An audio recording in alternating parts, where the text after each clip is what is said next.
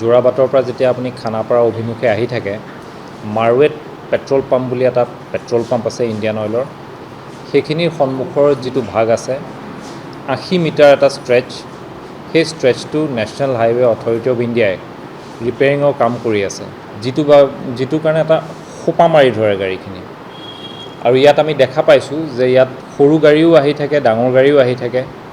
বিশেষকৈ ডাঙৰ গাড়ীখিনি অহাৰ কাৰণে সৰু গাড়ীখিনি ওলাব নোৱাৰা এটা অৱস্থা হৈ গৈছিলে।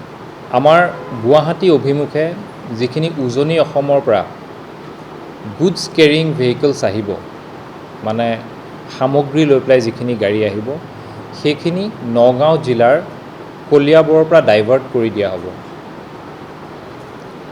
কলিয়াবৰৰ পৰা ডাইভাৰ্ট কৰি সেইখিনি গাড়ী শোণিতপুৰ জিলা, দৰং জিলা, বাইহাটা চাৰিআলি হৈ পেলাই যাবগৈ পাৰিব, ওলাই যাব পাৰিব। যিখিনি গাড়ী মেঘালয়ৰ ছাইডৰ পৰা আহিব বা যিখিনি গাড়ী নগাঁৱৰ পৰা বা মৰিগাঁৱৰ ছাইডৰ পৰা গুৱাহাটীৰ অভিমুখে আহিব, সেইখিনি গাড়ী আমি একোটা স্থানত ৰখাই দিম। একোটা স্থানত ৰখাই দিয়া যাব আৰু ৰাতি 10 বজাৰ পৰা ৰাতিপুৱা 6টা বজালৈ তেখেতসকলক আমাৰ মহানগৰীৰ ফালে এণ্ট্ৰি কৰিবলৈ দিয়া হ'ব।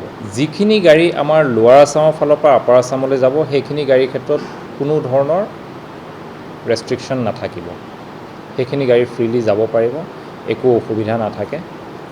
আৰু যিখিনি আমাৰ সৰু সৰু গাড়ী, ডাঙৰ গাড়ীখিনিতো এইখিনি হৈ গ'ল, যিখিনি আমাৰ সৰু সৰু গাড়ী থাকে, LMV থাকে, ৰাইজে যিখিনি নিজে চলাই আহিব পৰা গাড়ী থাকে, সেইখিনি গাড়ীৰ ক্ষেত্ৰত আমি এটা আহ্বান জনাম ৰাইজক, যদি কোনোবা উজনিৰ ফালৰ পৰা আহি থাকে, তেতিয়া আমাৰ যিটো ডিগাৰু পইণ্ট আছে, ডিগাৰু পইণ্টৰ পৰা তেখেতসকল যাব পাৰিব। ডিগাৰু পইণ্টৰ পৰা তেখেতসকল আমচিং যোৰাবাট হৈ আৰ্মি কেম্পৰ ভিতৰেদি গৈ পাথৰ কৰি ওলাব পাৰিব। ছেকেণ্ডলি, যদি কোনোবাই ডিগাৰু পইণ্টৰ পৰা গৈ চন্দ্ৰপুৰ হৈ যাব বিচাৰে, সেইটোও এটা ৰুট আছে। চন্দ্ৰপুৰ হৈ, পানীখাইটি হৈ, নাৰেংগী হৈ ওলাব পাৰিব।